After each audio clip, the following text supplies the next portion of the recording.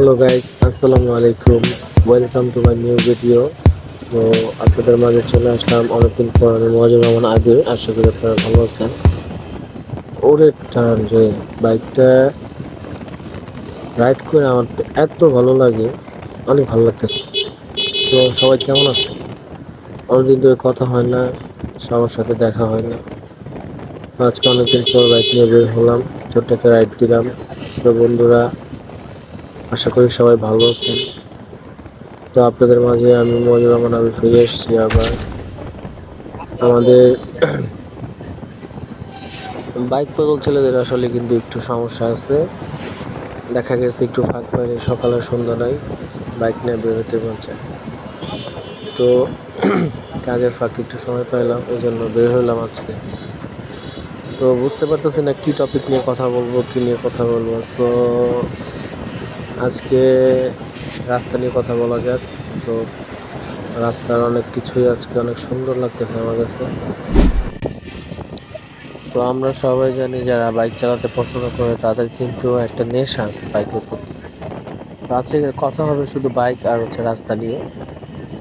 আমার highway ফ্রিডমে free সময় আমার বেশ একটা বাইক রাইড চালাতে মন চায় না। আমার মন চায় যে গ্রামের শাখা রাস্তাগুলো আছে না, কখনো অটোর পিছনে, কখনো দেখা যাচ্ছে রিক্সার পিছনে, কখনো সিএনজির পিছনে, এইসব জায়গাতে আমার বাইক রাইড করতে অনেক বেশি ভালো লাগে বন্ধুরা। তো আজকে কিন্তু আমরা চলে আসছি একটা সুন্দরময় একটা রাস্তায়। আর সেই রাস্তাটা যদিও একটু সরু, কিন্তু এখানে বাইক রাইড করতে অনেক ভালো লাগে, কারণ রাস্তাটা অনেক সুন্দর, অনেক ক্লিন একটা রাস্তা এটা। তো আমি মাঝে মাঝে হাইওয়েতে না যায় এরকম ছোট ছোট রাস্তায় চলে আসি, কারণ এখানে বাইক রাইড করলে কি রিস্কটা একটু কম থাকে। হাইওয়েতে তো দেখা গেছে বাইক রাইড করবো, কথা বলবো নাকি টেনশন করবো, অনেক গাড়ি ঘোড়ার চাপ থাকে।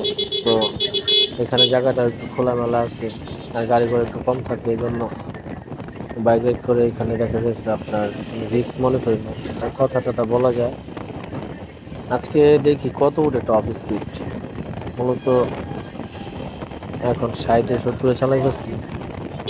ভয় লাগে, ছোট রাস্তা তো, গাড়ি ঘোড়া কখন হুট করে কোন দিক থেকে চলে আসে, এই জন্য আমি সবসময় সেফলি ড্রাইভ করি, কারণ কখন কি হয়ে যায় বলা যায় না। দুর্ঘটনা তো মুহূর্তের মধ্যেই ঘটে যেতে পারে।